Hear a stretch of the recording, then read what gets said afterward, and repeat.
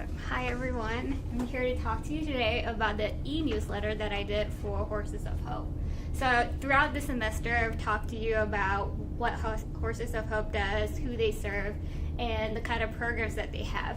So in this newsletter, we will look through the different aspects that will resonate with different types of target audience. So I actually chose these 5 components. So the first one that I did was to promote an upcoming special event. And then I did a program update. They actually had to stop a program because they didn't have funding. And then now they received funding, so they resumed it. And I did a snippet of a blog post, and I relived a past event, which was also tied to a success in fundraising. And at the very end, I included a portion of industry news.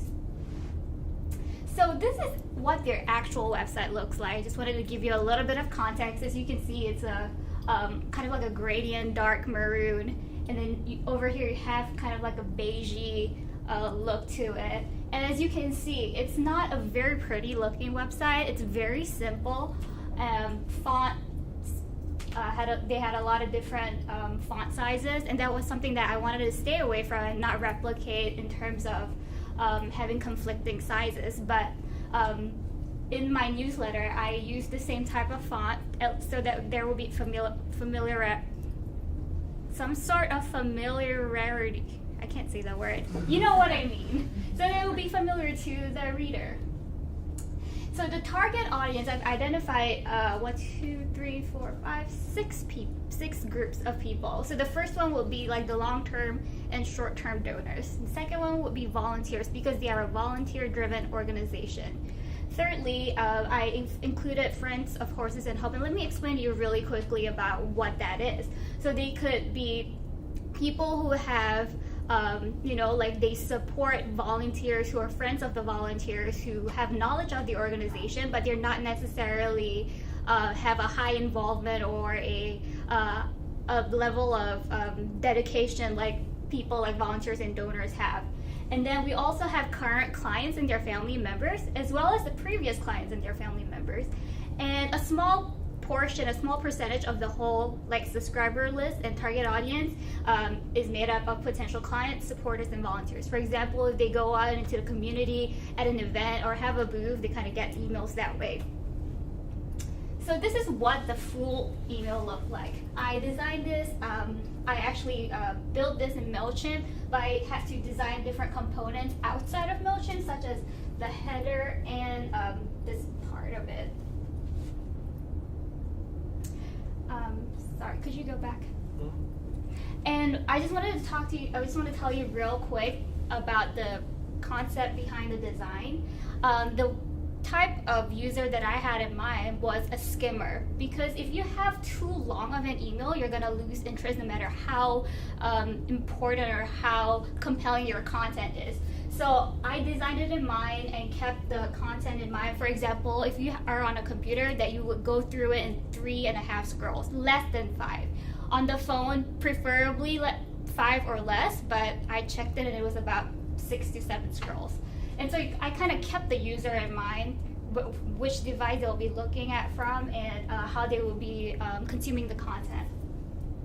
So let's go to the main part of the email. And this was the upcoming event that I was promoting. And this event is something that has been going on for a long time. So it's familiar to donors and familiar to volunteers, as well as current and previous clients. So that's the reason why I wanted to highlight it first, is because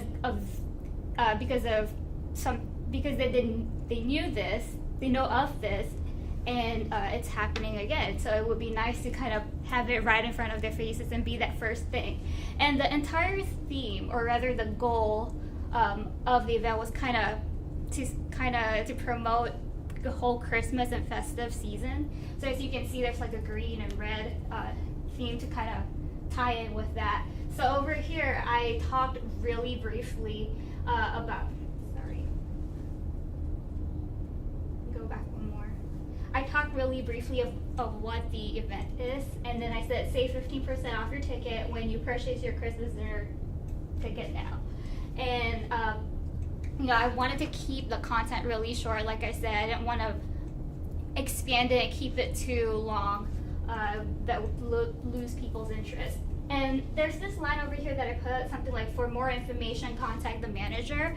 And that was something that I was kind of debating about. So here's kind of like a tip. If you actually put in your from email when you send out to your subscriber list, if you have something like, like if you put your name like irene@horsesofhope.com, it makes it easier for your subscribers to just reply to you instead of having to go through the trouble of calling you, having to go through a trouble of opening a new email and typing whatever questions that they have for you. So you kind of have to keep the user in mind again.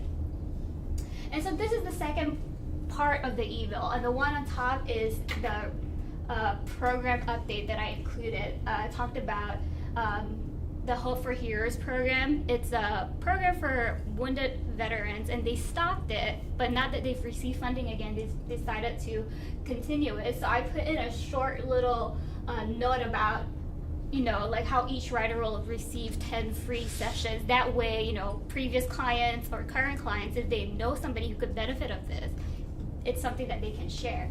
And one thing that I wanted to point out is this extension link, which kind of leads people outbound to the website.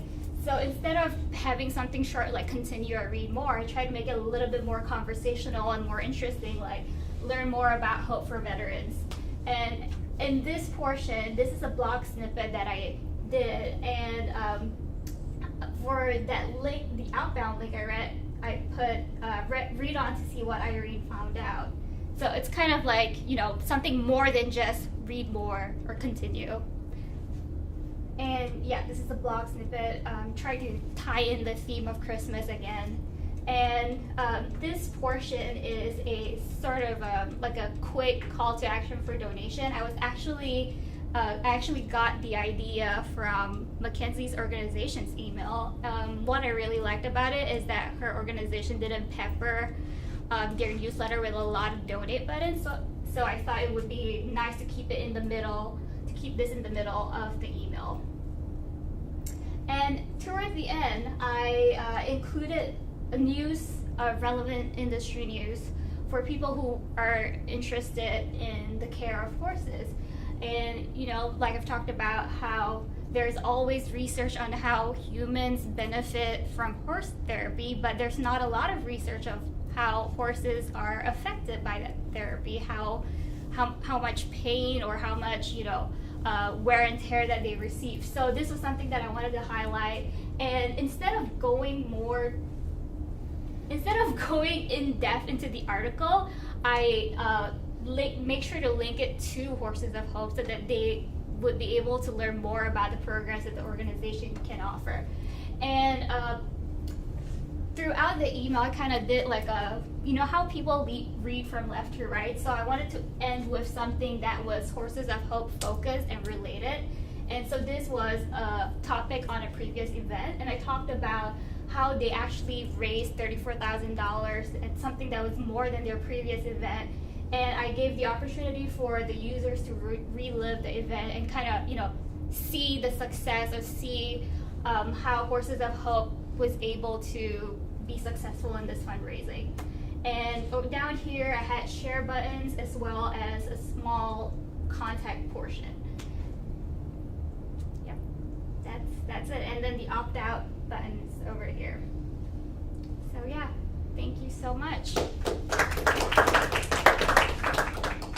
Okay, questions for Irene?